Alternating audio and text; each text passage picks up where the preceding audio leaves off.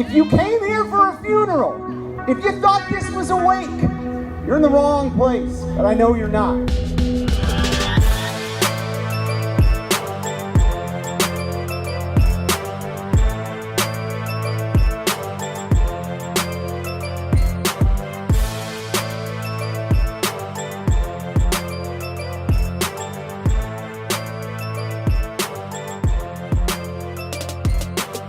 Hello and welcome to the Crew Review Podcast, a Columbus Crew post-game show where me and another writer from Massive Report review the Crew.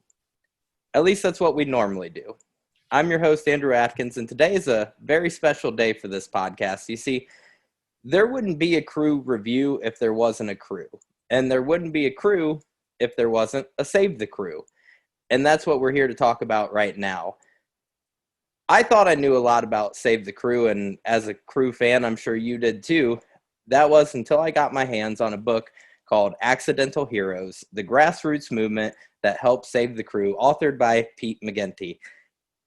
It is that book that made me realize I knew little to nothing about what it really took to save the Crew and what really went on behind the scenes to get to the point that the Crew needed saving. So joining me today is a very special guest, Pete McGinty, the author of Accidental Heroes. Pete, how are you doing today?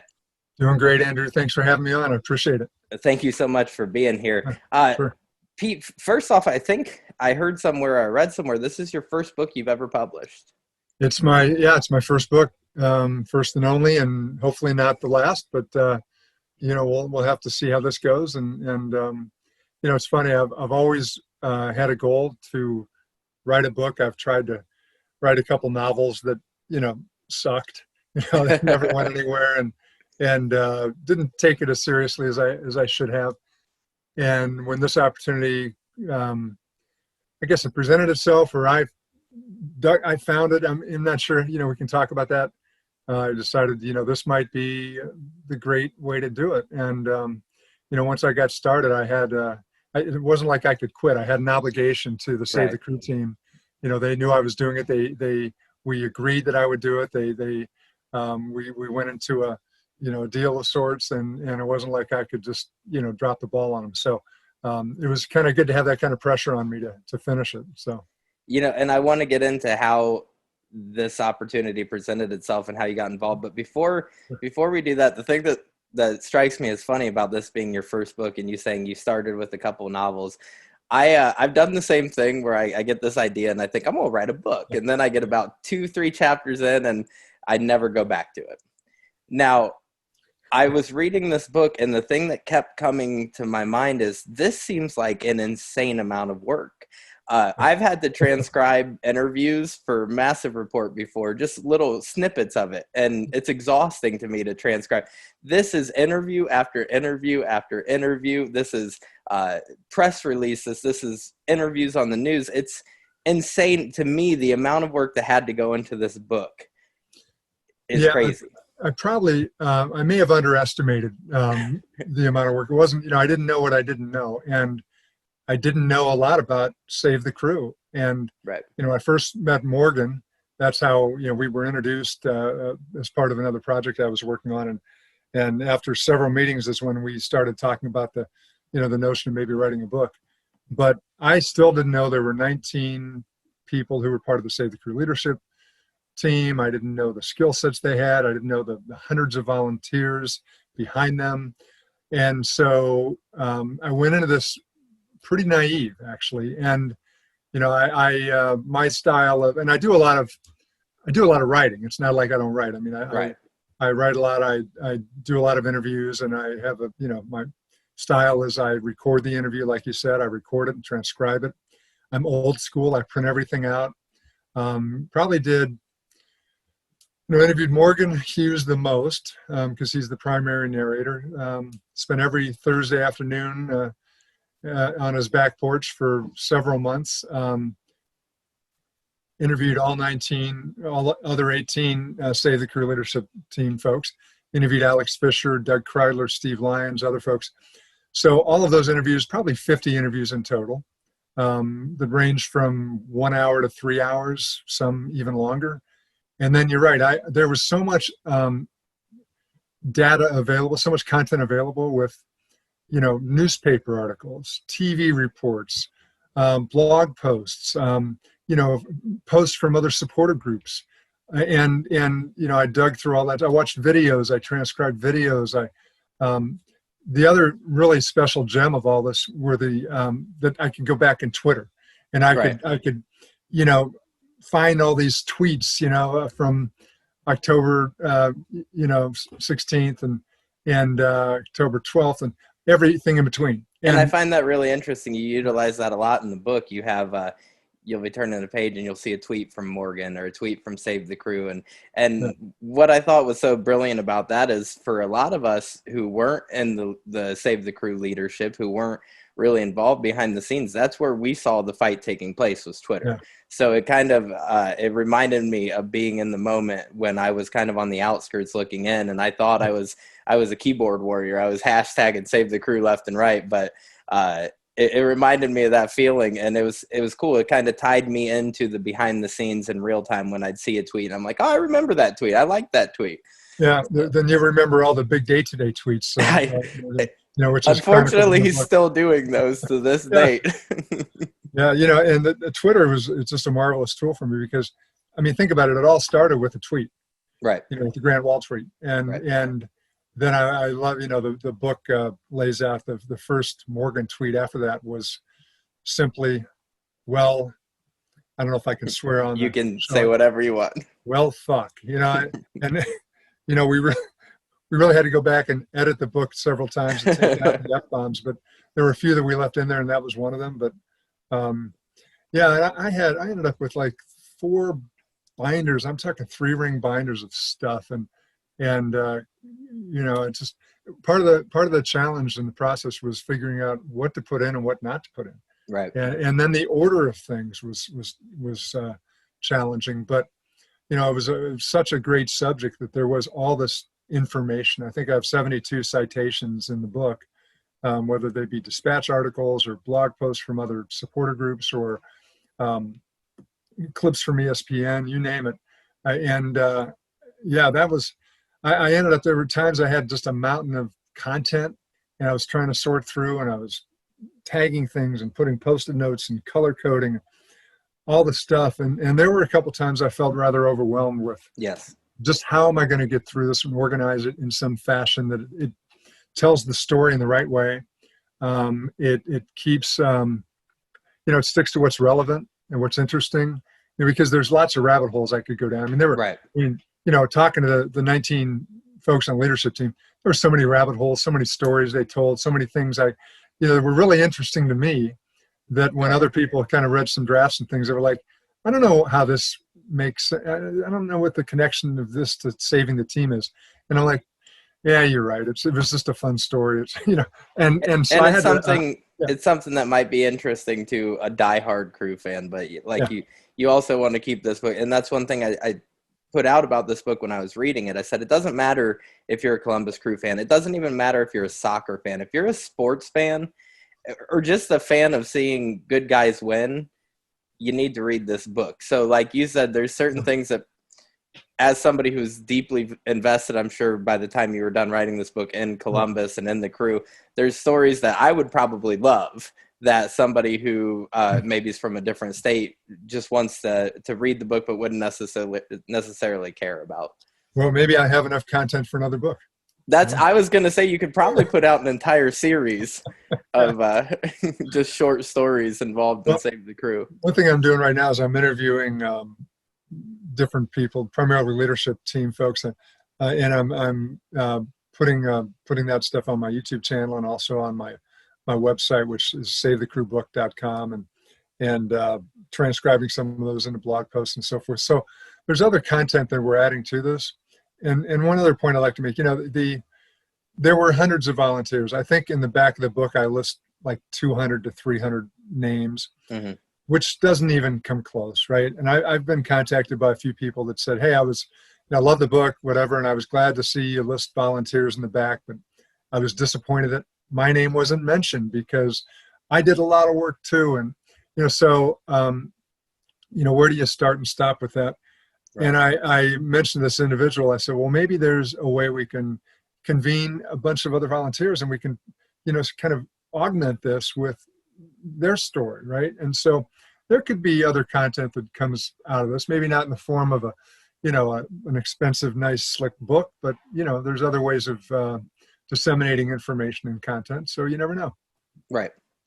And like I said, it's a book that I really feel like anybody who has even heard of Save the Crew should really invest the time and read and really delve deep in. But the one thing I'll say for me as a Crew fan and as somebody who was affected by that first tweet, was affected by the news that this team might leave, I remember the same sentiments Morgan shared on Twitter. That's how we all felt. And your book really goes into depth about the first night that people read that tweet. And I remember laying in my bed, my wife next to me, angry because she's not this diehard Crew fan. She doesn't care about sports that much. She knows I like the Crew, but she's like, I'm sure they're not going anywhere. Just go to bed, because I'm tossing and turning and I'm restless. And you capture that so well at a lot of points in this book, where there were several times I'd have to put the book down and just kind of wipe tears out of my eyes. And reliving that was difficult. And I'm curious for you, when did at what point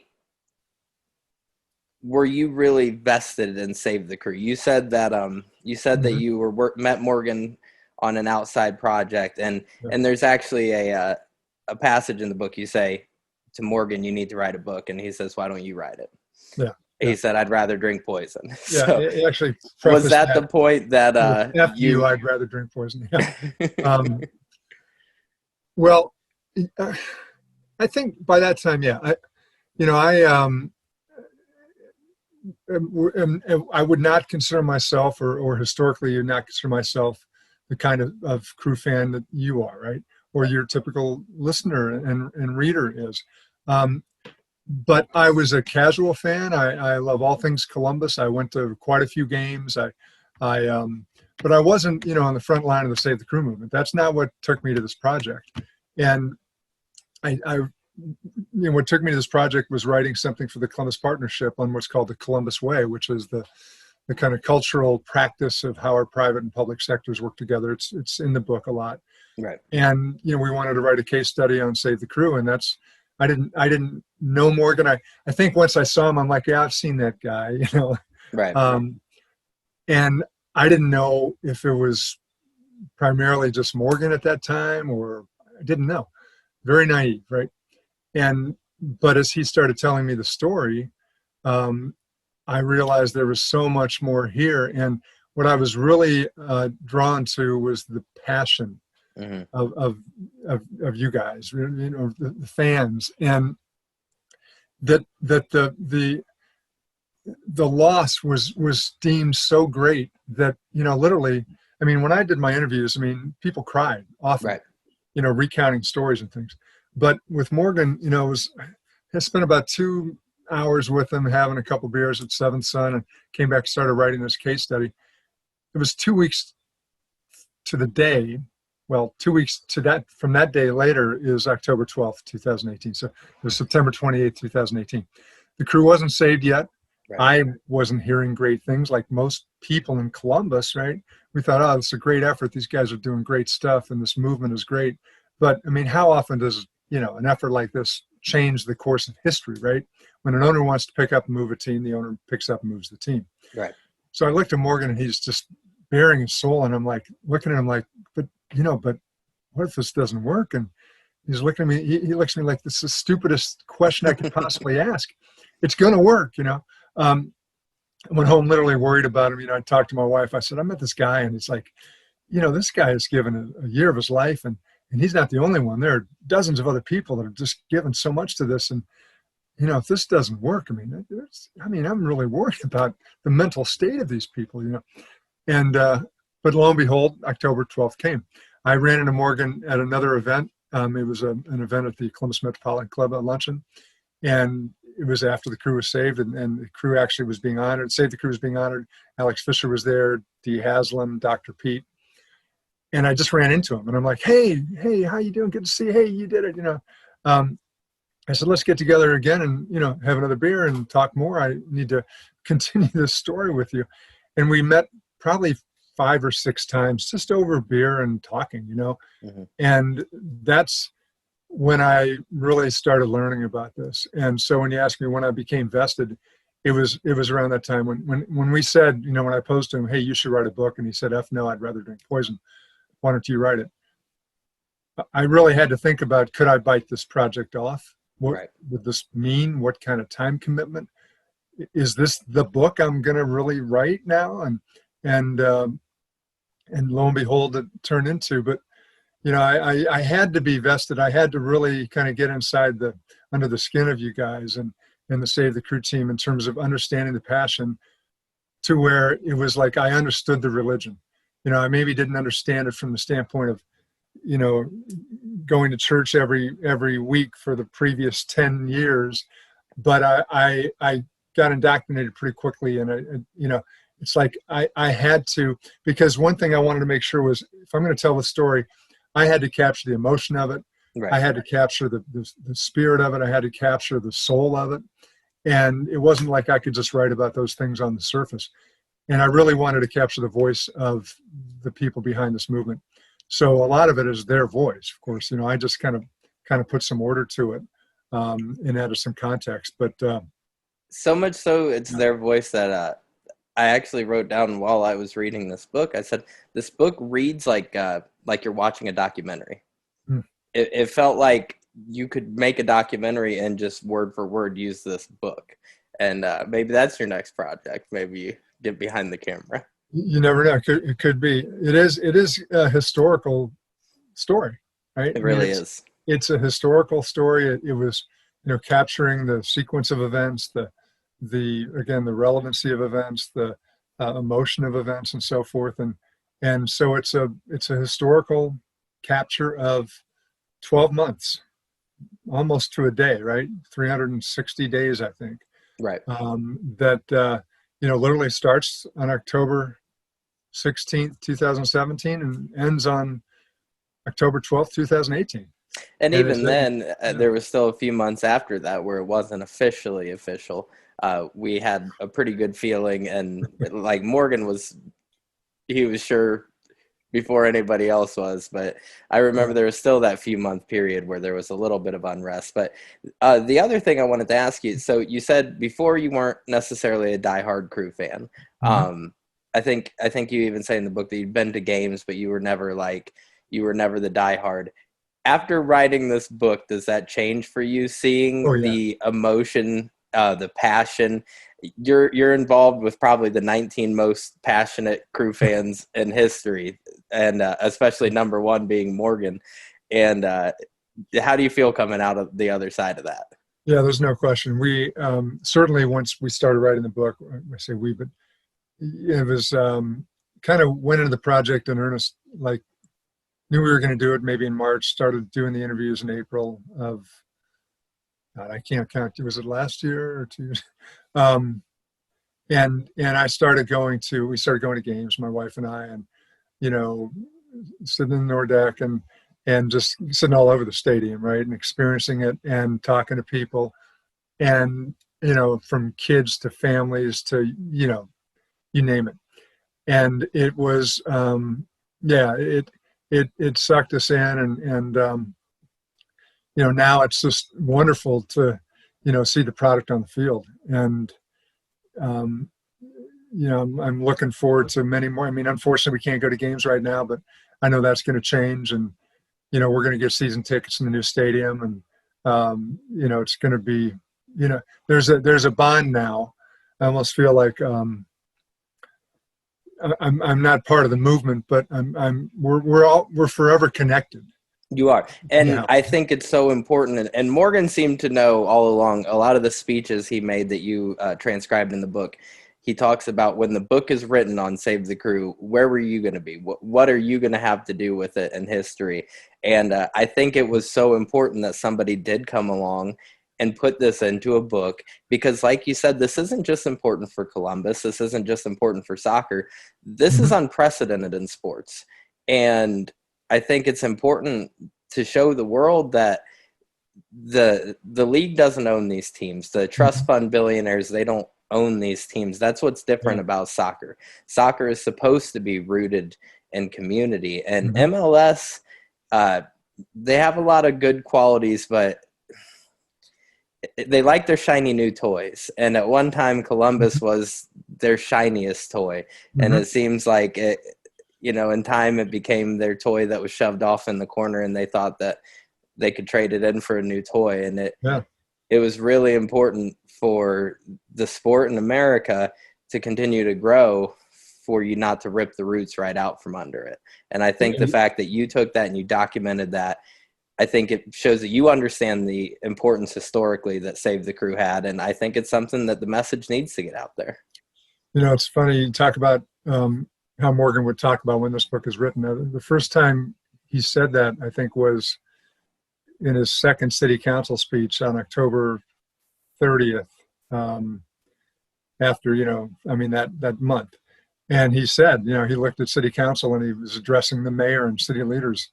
You're right. When this book is written, what's your legacy going to be? How are you going to be remembered? What's the last thing? I think one of the lines was, what's the last thing this book is going to say about you? And I found that, the instinct of this group all along just blew my mind. And that being one of those pieces, because you're just a week or two removed from the announcement. And he's already talking about when this book is written. And lo and behold, it did get written. And but he's holding the leadership's feet to the fire. Right. And they talked about what I found out over time was I actually found this part out since the book came out, just through other conversations, because we were talking at one point about, I went to a leadership meeting and I didn't really know I was having to pitch the book idea. I thought I'm just going to show up and talk about, hey, I'm the guy that wants to write the book. Let's get going. Right. And no, they were very brand protective, as they should have been. And they were like, who's this guy? You've never written a book before. You want to write our story and so forth. And I found out that they, they had good reason to think this way too. Like, yeah, we're going to have a book written about us. Yeah, who's going to play us in the movie? They literally were thinking these things, and so it wasn't like far-fetched for them to really feel like they had a kind of a role in deciding who was going to write their story, And so I felt so privileged when they told me go for it, and now, especially looking back, knowing how protective they were about the brand and about the movement. And how I didn't know then, right? I didn't know enough then. And knowing how they must have been so attuned to the fact that this has to be captured just the right way. And boy, this Yahoo guy, that Pete, who's coming, he could really screw this thing up for us. He could write some, but they, maybe that was part of their instinct also. They sensed that, I was going to be able to somehow come through for them. Maybe they believed in me more than I believed in myself. I don't know. It seems like through the book you document these guys will come in with a really great skill set, providing a lot, but they were careful and they were patient, and they would wait until they were 100% sure that this person checked out and that this person's trustworthy, and they'd bring them in. And you talk a lot in it how they run this thing like a business. And I think what they did so excellently, because like I said, I had no idea there was this 19-member leadership council. I had no idea how deep this was. And I think what they did so well is they made somebody on the outskirts using hashtag Save the Crew, buying a scarf. They made you feel as involved as they were. And that shows a level of humility that these guys had, that they weren't out for credit. You covered that a lot. They weren't out to be the heroes. No. They were out to save the team. That is all that mattered to them. Yeah, they were stewards, if you will, of the spirit of the community. They were cheerleaders. They were they took the temperature of the community. They kind of put the guardrails around emotions and so forth, and tried to protect the sense that, okay, we can be angry, but let's not use our anger in a bad way. Let's channel it in a good way. Let's channel our anger into activity, because they didn't want to make it about Austin. They didn't want to make Austin the bad guy. They didn't want to even mention Precourt's name. He was just the former owner. And, it wasn't about, it was about what our community was losing. So you're right. You've said it. It's about the community, right? And they were stewards of our community. Mm-hmm. Community, big community, right? Big C, right? And they were stewards of the soccer community and the crew community. And they took that responsibility so personally, and they were so careful with it because, they didn't know, they built a business, they built an organization, and they really built a campaign. They went about it like it was a marketing campaign, like a cause-related marketing campaign. Mm-hmm. But keep in mind, when they started this campaign, they didn't know if it was going to be a 2-week campaign or a 1-month campaign or a 6-month campaign. They didn't have any idea. Right. And I've got a 30-year history with, being with ad agencies and working in that field. You start a campaign has a start, and it's got to finish, and you know when it's going to peak, and you know how to weave different messages in. They just had to have that instinct going forward all the way through to be so careful with it and to be stewards of it and to make sure that they kind of, I would say, brought the community along at the right speed, but never let things get too high, too low, kept this sense of realism around things, except for Morgan's big day-to-day tweets. But that always threw wrenches in things. But they took this on like it was the most serious thing they'll ever do. Yeah. And Mark Vucinic, I talked to him this morning. We did a little recording, and it's going to be a YouTube video. He talked about how this is the most important. He did it not as his day job, but he did it as part of his profession, and it's the most important case study and the most important experience he has professionally that he now will take with him. And he may never do anything, and I think this is true of a lot of them. David Miller said the same thing. I never may do anything this grand again, right? And they just took this on, and it could have gone. Think about it. It could have gone in so many different directions. They organized themselves. They brought the right skill sets in. They were very careful. They had people hitting them up all the time. Companies even wanted to hijack this thing, wanted to sponsor them, and wanted to give money to them, wanted to control things, and people coming to them like, I won't say snake oil salesmen, people promising things that, they had to really weigh and be careful about, like, who can really, pay off what they're promising. And everyone they brought on to leadership stayed. They didn't kick anybody out. No one left. No one said, hey, this isn't for me after 3 months.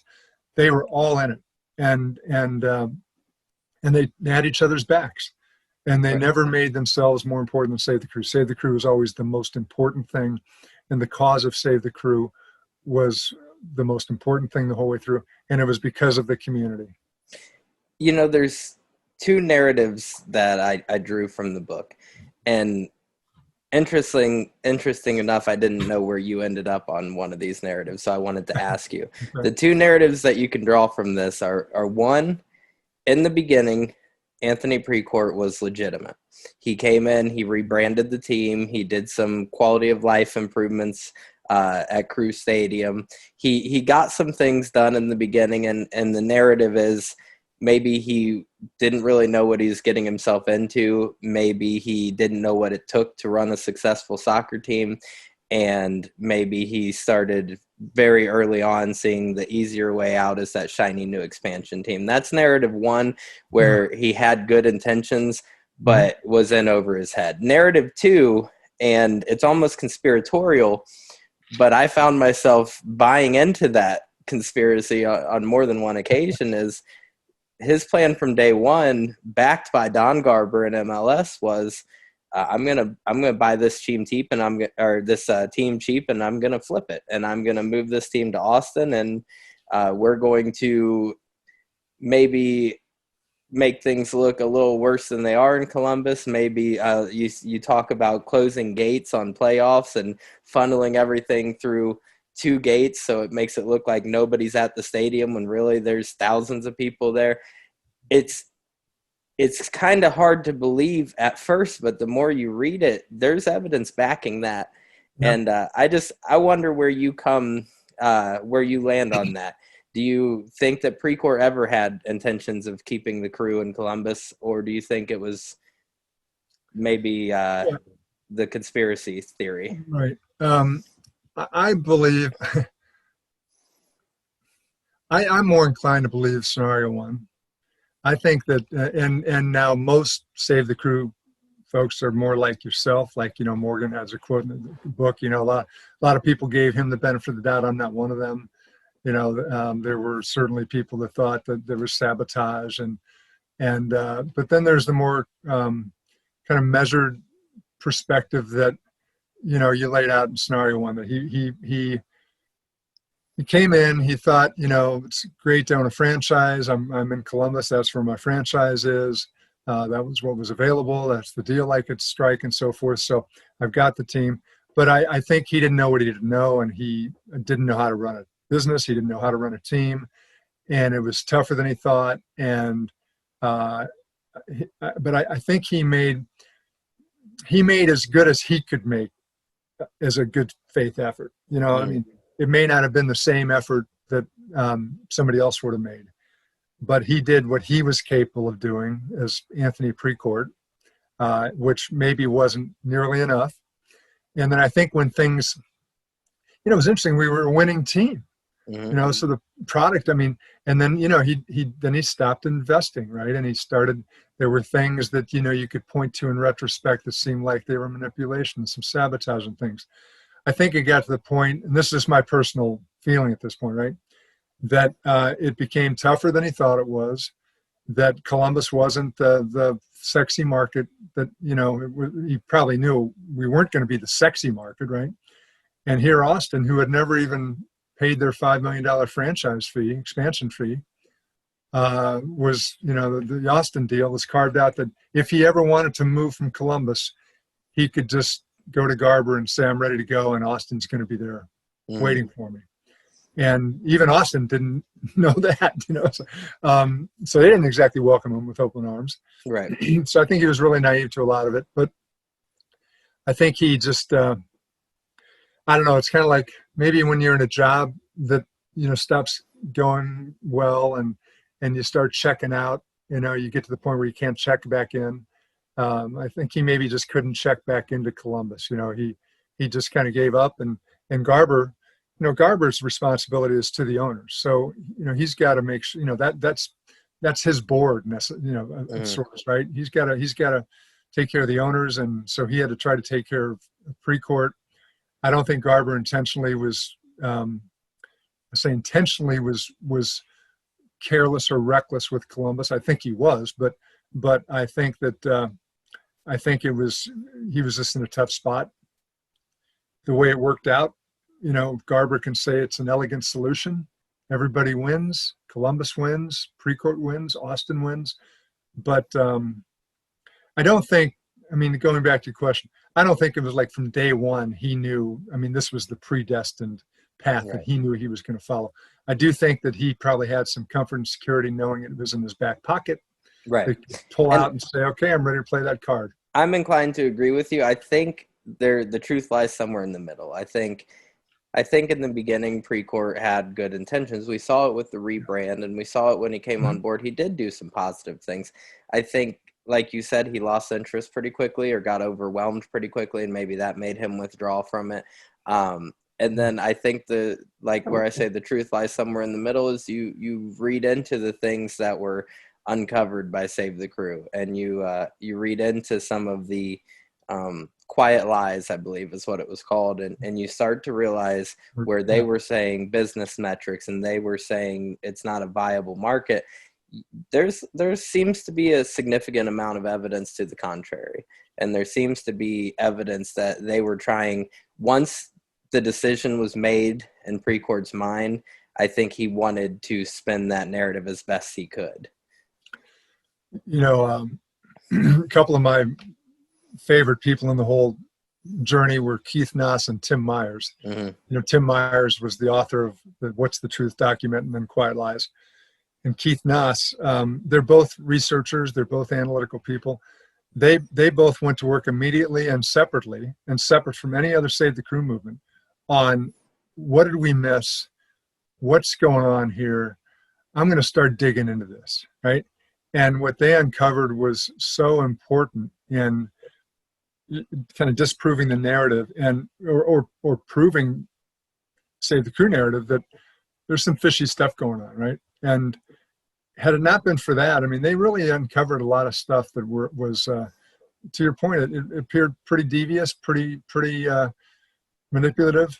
The question, I guess, becomes, what came first? Was that always?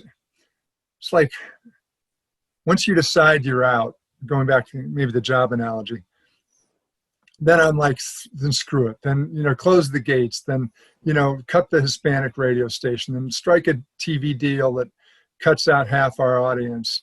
Cut the promotional, but to get to that point, was it the best good faith effort made? But it was rather stunning, like the designated player option, right? Like, how did he give up on, we had a playoff team. We could have won the MLS Cup that year. How's that going to look? Right. I mean, he decides to go to Austin and we win the Cup. I mean, we could have. We didn't, but we could have. We had a nice run. Right. We went deep in the playoffs. Yeah. Despite all that stuff, right? What's funny is you do so well at voicing the Save the Crew leadership. You do so well at giving them their voice in this book. I would have sworn you would have went with option 2, just because that's the narrative that's strong in this book, but you're presenting their narrative, and I think that's a testament of how well you did. I think there was only there might have been only 2 people that would choose the there were a couple that said kind of what I said, that they thought he tried, but the rest didn't, by the way, and but that's, I think, where they're granted their emotions and their they were so vested. I mean, they were fighting against the machine. They were they fought for a year to disprove all the narratives that Precourt and Garber were trying to say out there. So of course they were very dug in, and their position, I think they had to come at it from the place, even though they didn't outwardly communicate that anger. But I think they had to come at it. They were in the bunker, and they were fighting against the machine. They were fighting against all odds. They were going to fight to the death. And so I think they had to have this common enemy who was truly an enemy, right? And so if they'd have kind of faulted on giving him too much of the benefit of the doubt, would they have worked so hard? Would they have tried so hard? Would they have worked 20 or 30 hours a week, or would they have worked, I think that was the motivation for them, that they were not going to let, he in their mind, he was an evil figure, right? He was an unsavory character, along with, Greeley and his whole band and so forth. And so they had to have that kind of thing to push back against, right? Right. And you almost had to make him out to be the ultimate bad guy to fight that hard to defeat him. I think so. I mean, I think they had to really believe that I think they had to believe that this was such an unjust thing that he was trying to do, and that Garber was seemingly supportive of. And with that, it's like anything else. The more unjust something is, the more you're going to fight against it. The more you're going to, go as far as you need to go to push back and to try to get the result you want to get.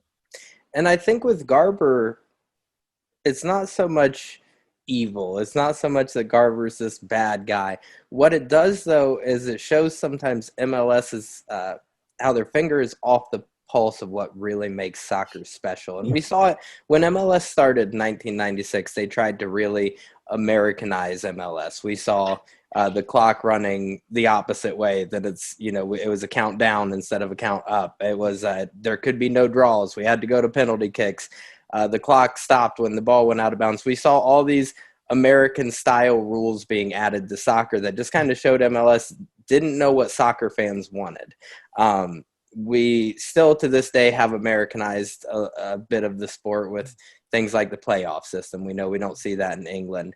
But I think allowing a team to be moved and allowing especially the first club in America, the first soccer-specific stadium in America, the home field for the U.S. men's national team for a long time was here in Columbus.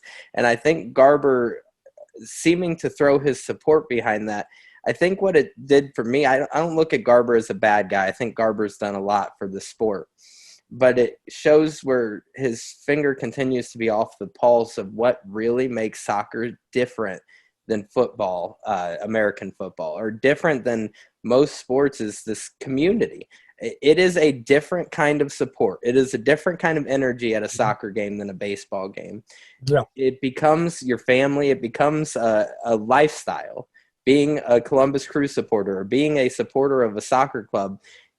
And I think it was Federico Higuain when he was able to speak about Save the Crew. I think I might be misquoting, but I think it was him who said he didn't understand it. He said if this happened overseas, there'd be riots. Wow. I didn't see that quote. I did see, of course, what Ali Marino said, on ESPN and so forth, that he even questioned whether or not, what the other side of the story was, right? But, I think Garber I think you're making a really good point. I mean, to him, it was a business. He's held accountable for the business and so forth. And so that was more important than community, right? And I think the point you're making that really is interesting is that he chose to put his support behind Precourt as opposed to putting his support behind the community. And so he was trying to do everything possible to make Precourt successful and get the result Precourt wanted at the expense of the community as opposed to the other way around. Right. And I think that shows just a breakdown in the understanding of what soccer really is at its core. You got to wonder if, certainly Precourt and Garber and others didn't know what hit them with this movement. And you have to, next time, if there is another time where they try to pull something like this, they're certainly going to think twice and wonder if the fan base from whatever city this might be occurring in is going to rise up the same way, which I would bet they will now try. The precedent has been set. Yeah, and maybe in any sport now. I don't know. Social media, there's different ways of communicating now. You can mobilize more quickly and more powerfully. But this becomes kind of a playbook for that. And I think, there was, I think it's in the book, one of the quotes from one of the guys was that they were aware that other owners from NFL and other sports were calling Garber saying, you got to shut this thing down. You can't let a fan base, dictate this. Essentially what they were saying is, if I ever feel like I need to move to another market, I don't want my fan base rising up. You can't let this succeed, basically. I'm putting words in the mouth. Right, but the thought. And then you're also right that soccer is different from any other sport. I talk about, I'm a Cleveland Browns fan, and of course today was a rotten day, but what did I expect, But it's insanity to expect otherwise, right? Exactly right. But when they left in 1995, and I consider myself a diehard Browns fan, and I was devastated, I was angry, I was sad, I was depressed, but I was resolved to the fact that, well, that's what Modell's going to do. That's, there's nothing we can do about it, right? Right. And in this case, the resolve was there is something we can do about it. And there's also a lot in the book about Doug Kreidler mentoring this group. Doug Kreidler's president and CEO of the Columbus Foundation, and how he really quickly understood that this is a new power movement, a grassroots movement, and mobilizing a community that had such tremendous power. And he really imparted upon Morgan and others that you have to understand how much power you have. It kind of goes back to what we were talking about the responsibility they had to the community, right? They understood the power that they potentially had, and that the impact that they potentially could have if they did this the right way, right? If they took the high road, if they didn't let anger cloud things, if they didn't let somebody hijack this and try to sponsor it in some way. you've got to, Doug, it's a quote in the book. I think he said, power comes from sidewalks as well as skyscrapers, and the power in this case came from sidewalks. Mhm. None of these guys and two gals, right, had ever stepped foot inside a boardroom. They didn't know Alex Fisher, they didn't know Mayor Ginther, they didn't know Doug Crowder, they didn't know any business leader. They had no idea. And they started this new power movement, which ultimately kind of married up with the old power, which is the money and the mayor and those who are in power. And it took both to be successful. What I wanted to ask you, you talked about the Cleveland Browns moving, and you talked about Art Modell. In the book, it's covered, and I think a lot of people who followed Save the Crew knew how impactful it was when Attorney General DeWine, now Governor DeWine, filed the lawsuit against Anthony Precourt. It's the Art Modell law, stating that if you've accepted government assistance or taxpayer money towards your team, you have to put the team for sale before moving them. You have to give 6 months for the team to be sold. I wonder, you said if this were to happen in another city, do you think the fan base would mobilize? And I think they would, because of the precedent that was set here in Columbus. Do you think, though, without that law that we had to back us up, how much weight do you put in that law? How much weight do you think that lawsuit really had when it came to saving the club? A lot. And the Save the Crew team will tell you that, too. I mean, it was one of the three legs of the stool. And the most significant part in that was when Zach Klein filed a motion that they hadn't, I believe they hadn't set a date to where that 6 month period went into effect, right? Right. And so once Klein filed that motion, and now they had they had 6 more months, that guaranteed that we'd have another season, and that bought such tremendous time, because at that time it wasn't guaranteed we'd have another season even. Right. And so once we were guaranteed of having another season, it was like a huge weight was lifted off of the Save the Crew team, and that they believed that, well, now we've got the time, and they knew that, and they had signed confidentiality agreements with some people where they had some good information being fed to them out of respect and so forth, but they had to keep it confidential. They knew there were some things potentially happening, and it was a matter of, if we have enough time, we're going to find the right owner, and there's going to be a good solution to this. And when that stay was issued, I think they felt like this went from, a 60% surety that the team would stay to a 90% surety. Mm-hmm. So it was the lawsuit and the stay, and it who knows without the lawsuit? I mean, I don't know. Who knows? I think the biggest thing the lawsuit did, because it never made it to court, they never ended up having to fight it because the team got sold. I think the biggest thing the lawsuit did is it delayed the process. It made it so there was more time in between the ability of moving the team, and I think MLS at that point wanted to get this over with so badly, because this was such a nightmare for them in a PR sense.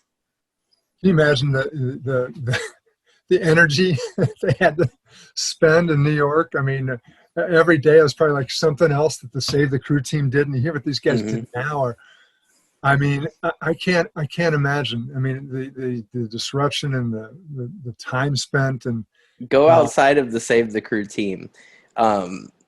Anything MLS put on social media, anything Don Garber, anything Anthony Precourt had to make his Twitter account private, anything that was tweeted was just flooded with "Save the Crew, Save the Crew, Save the Crew."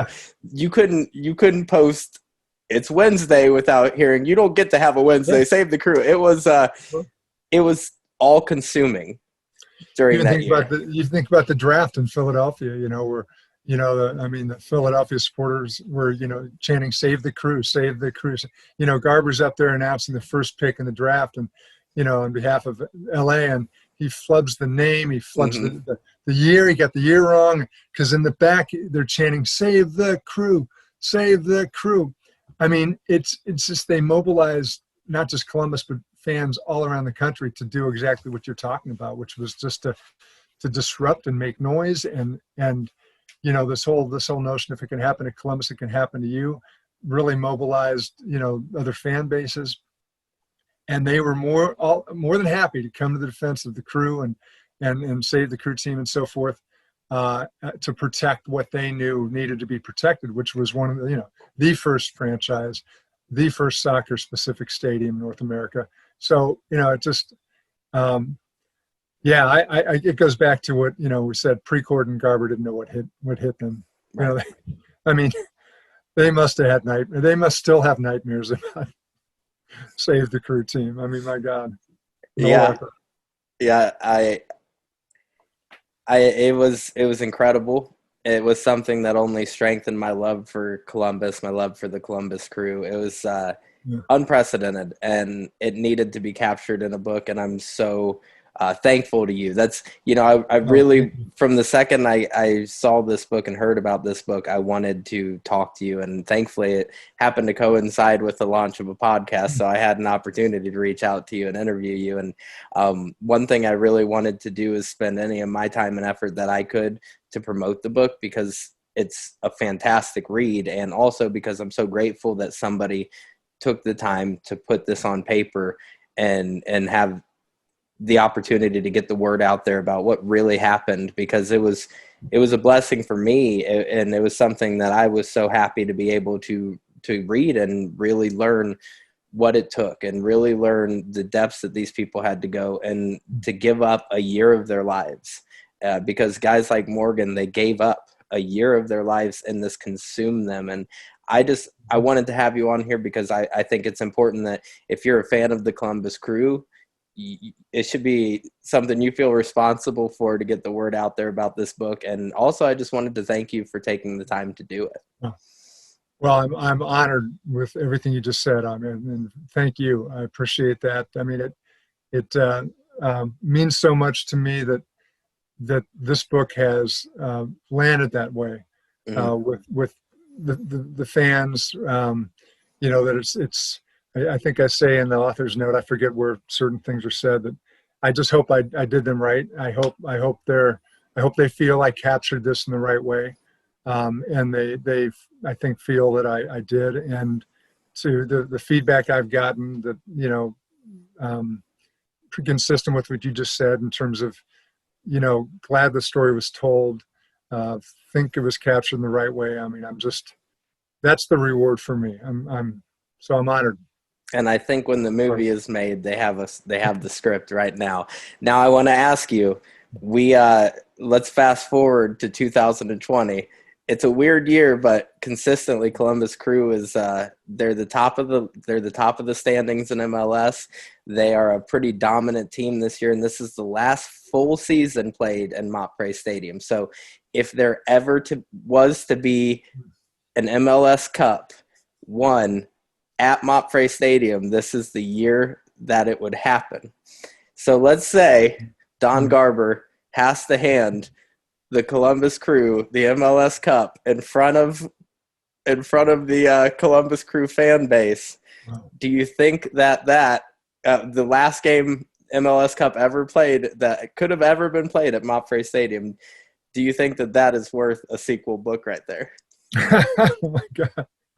I thought you were going to ask me what the fan reaction might be, but of course they may not be fans there. Well, we've got small groups right now, so I have to assume unless Garber doesn't want to have to hand that trophy over in front of us, I have to assume there'd be some fans. Yeah. That would be a marvelous story, wouldn't it? I think it would. I think another marvelous story would be, can you imagine if, with the new ownership and the way the team looks already, what if we put together a dynasty over the next 5 years, and then you can look back, in 5 years and think, we almost lost this team. Right.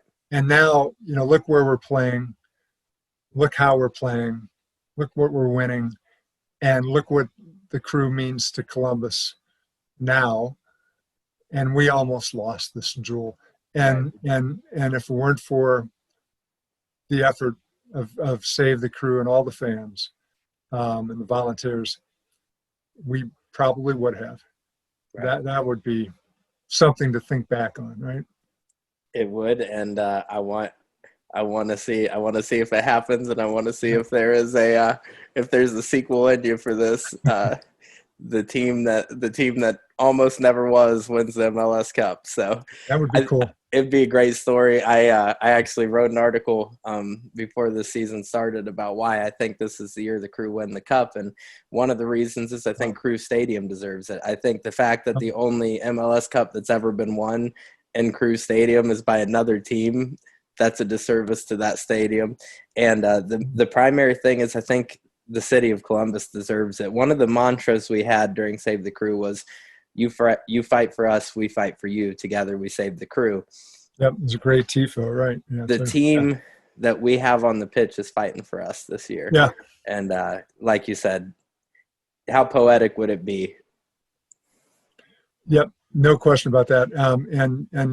I think the energy that the team gets and the front office gets and has gotten from the Save the Crew, just knowing that the support is here to such a degree that, how could you even imagine it, before, right? I mean, even though you knew it was here, but there are people willing to lay everything down for it. And that's the support we have here in Columbus. And that's the community that we have. And, that's what the Crew means to the community. So, right. Well, P, I want to thank you so much for, like I said, not only writing the book, but for coming on the podcast, for sharing your story a little bit. And I just think it's really important that we get the word out there. This is a fantastic book and a fantastic story. And a lot of people in Columbus feel overlooked by the league. We feel like it's kind of a running joke that we could win the MLS Cup and they would still talk about what LAFC did that week.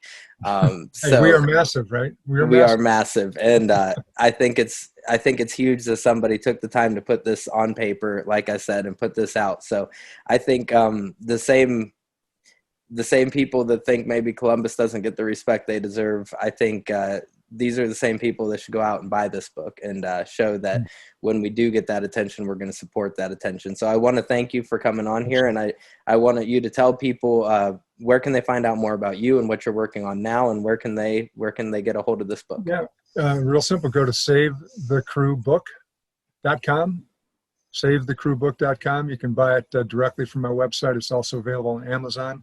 But if you buy directly from my website, 10% of the proceeds go to fund the Community Assist Program, which of course sends refugee and immigrant children to games. Maybe not this year, but hopefully we'll have a big bank of money to send a lot of kids to games next year. But yeah, savethecrewbook.com, and I'll get it out to you real fast. All right. Well, that sounds great. Again, Pete, thank you so much for being here. As always, for Massive Report, I'm Andrew Atkins, and this has been the Crew Review. Glory to Columbus, go Crew, and we will see you next time when we review the Crew.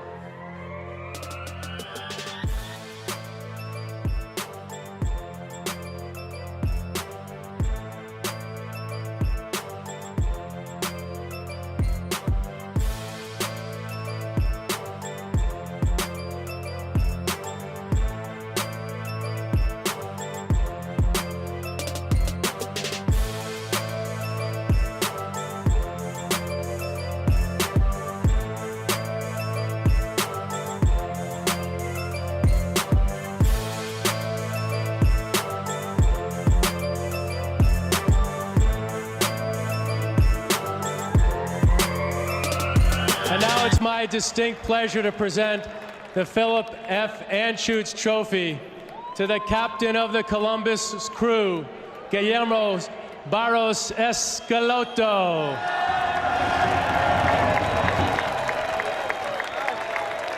Or Frankie Hayden.